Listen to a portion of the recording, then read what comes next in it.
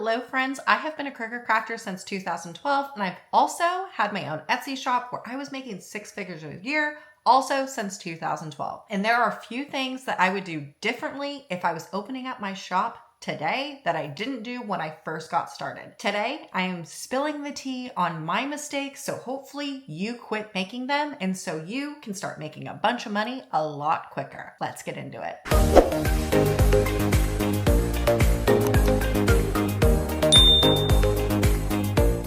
Definitely the very first thing that I would stop doing is stop making something for everyone. Pick a niche. Niche is so important when you first start selling over on Etsy because that makes you look like a reputable seller. Look, I know it's really hard to not say no to your friends and family when you are the one that has your own Cricut. But if you are trying to grow your Etsy business, what you don't want to do is look like a Mod Podge shop, making shirts, cups, tumblers, signs, birthday decor.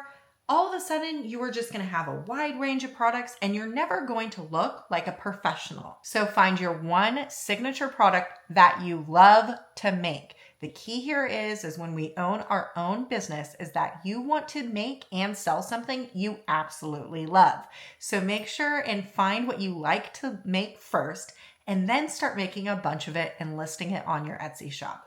That way you continue to love what you do, don't get burned out, and you look like a professional seller. The second and quite possibly the most important thing that I want you to do, which I definitely struggled with at the beginning, is making sure that you are making a profit on your business. Oftentimes crafters forget that we need to make sure that we are creating a profit for our business. It is very, very, very important that we are making money on our crafts. When you are pricing your items, do not forget to make sure and include the time it takes to create your item. Obviously, we need to include the cost of making the item, like the actual materials that it costs to make. But the other thing that we need to make sure and account for are different things like your fees that you are going to get required to selling on Etsy. And then also just the minute, small little things like how much does a bubble mailer cost? That needs to be included into your product pricing. Now, if you're confused about how in the world you should price your items to sell on Etsy, I actually have something that I've created and it's a profit and losses calculator that is very, very easy to use. I have it both for a Mac and a Windows computer. And it is seriously the best worksheet you could possibly get as a beginner because it breaks down all the fees that you acquire selling on Etsy. But then it also has this cool little feature where you can put in how much your item costs and your profit margin because we want to make sure that we have a really good profit margin because again, you're a business and you're in the business to make money, not lose it. So make sure that you are doing your due diligence on making sure that you have a profit in your Etsy business, or just go and pick up my profit and losses calculator because I'm telling you right now, it'll make your job so much easier. The third thing is market smarter. We have so many social media outlets now, right? We have Facebook and Etsy and Pinterest and TikTok and Instagram here on YouTube. There's like all these different avenues of trying to promote your own Etsy business. What I want you to do is kind of like the same thing about picking an item that you love to make and make a bunch of it, is I want you to pick a social media channel and make a bunch of content for that one channel. Do not spread yourself so thin. One thing that I love to tell other makers is that if you are putting 100% energy into one thing, you're gonna have that one thing thrive.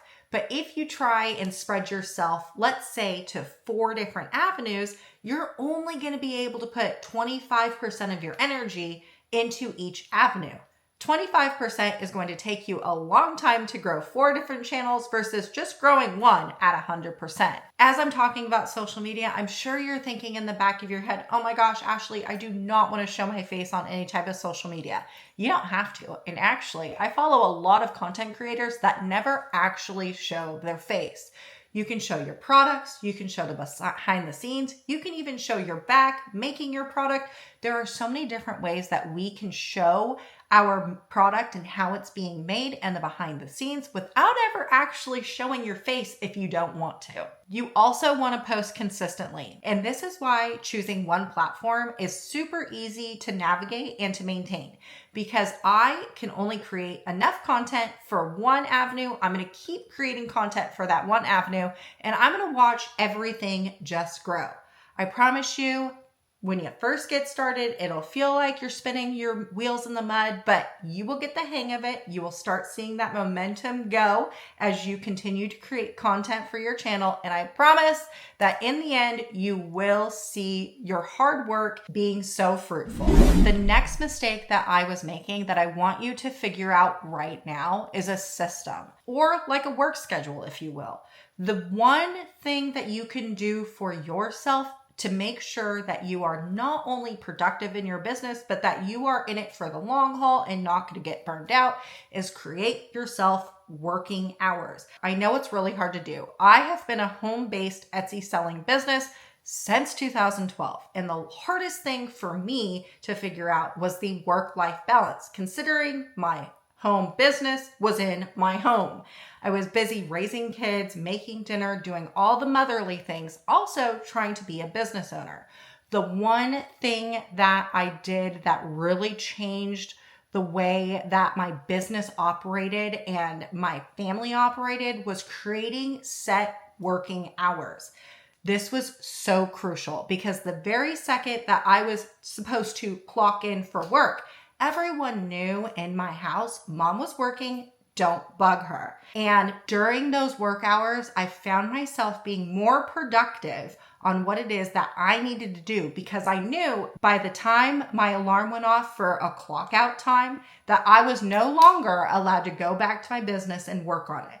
I was now clocked in as mom and wife. This helped me so much with creating the best work-life balance, did not get burnt out on one side and feeling like I was not doing enough on the other. It definitely helped create this harmony between the two lives all within my home. The other reason why creating a system sooner would be definitely something that you need to do is that when we talk about only having a certain amount of work hours, this right here is going to be key. What are you going to do within your work hours, and how efficient can you be within those hours? So answering emails, if that's only 15 minutes a day, only do it for 15 minutes.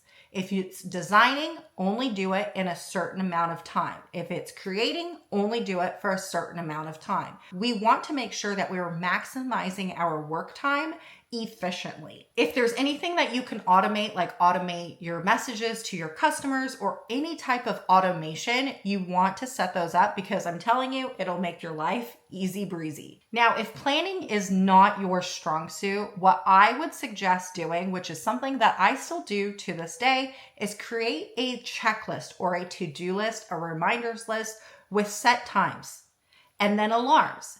And then once that alarm goes off, you move on to the next task. Now, here's the deal. Sometimes, like, I would set an hour and a half of design work for a day, and I would feel like I didn't have enough design work to fill the time needed for that particular day.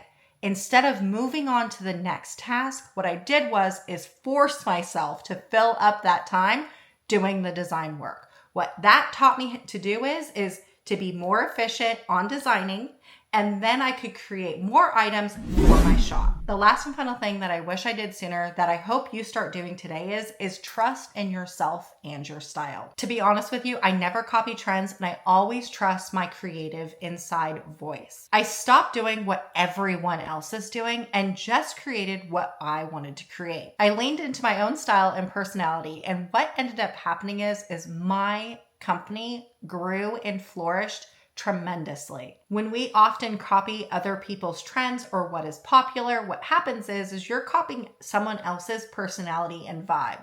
But I'm going to tell you right now that your personality will shine and you will find your tribe with your vibe. So that's what I would do differently if I was starting my Etsy shop over today. If you're just starting out or you haven't even started yet, take this as your sign to keep going forward and just do it, but be smarter and learn from my mistakes. If you've learned something today or you wish you would have done something differently when you first started selling on Etsy, make sure and put them in the comments of this video. Thanks for hanging out with me today. I sure hope you learn from my mistakes and you have a bunch of success selling on Etsy. I'll see you on the next one.